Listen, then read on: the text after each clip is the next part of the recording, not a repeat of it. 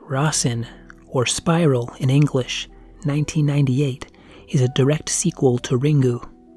Our main character, Ando, is struggling with the loss of his son 2 years ago. Every day before work, he contemplates doing himself in. He gets a call informing him Ryuji is dead.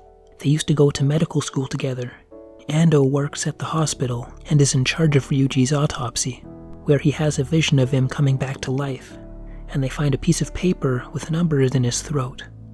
Ando meets Ryuji's girlfriend Mai, who tells him about the cursed videotape, and she thinks Ryuji knew that she and Ando would meet the way they did. Ando starts deciphering the piece of paper with the numbers, which used to be a code-cracking game they used to play in medical school. Ryuji's ex-wife Riko is killed in a car crash, but Yoichi was presumably dead before the crash, from watching the cursed tape.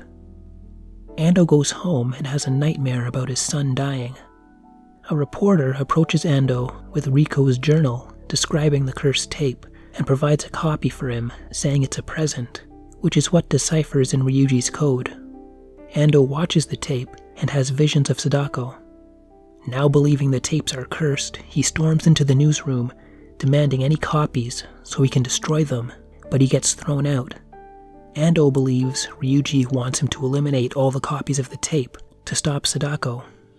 Here I was trying to figure out the connection between Rasen and Ringu 2 when I learned Rasen was disowned by the people who made it.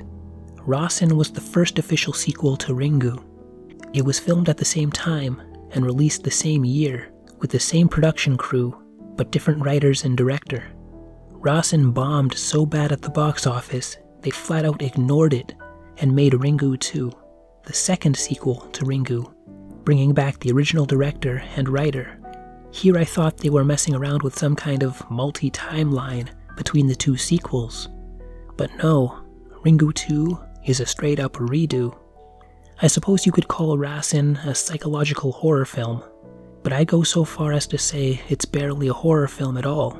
It's more drama than anything else, which is probably why it wasn't well received. But I'll go farther in saying Rasen has a much more interesting and involved story than Ringu 2. It's not a horror film, but I enjoyed it more than the movie that's supposed to be its true sequel.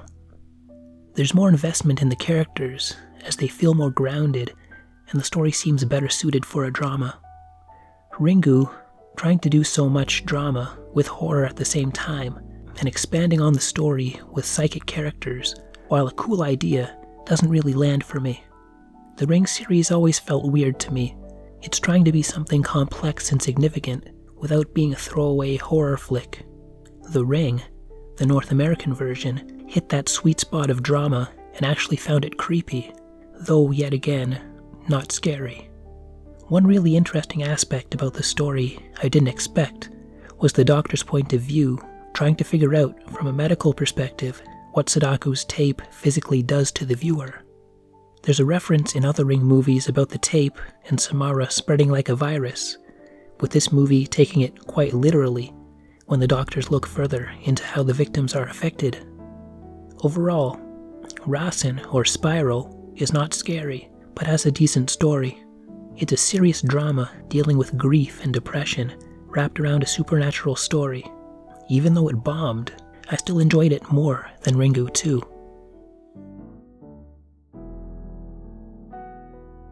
Thanks for watching.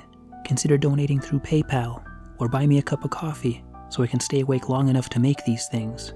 And of course, help a brother out by hitting like or dislike, subscribing and commenting, all that good stuff.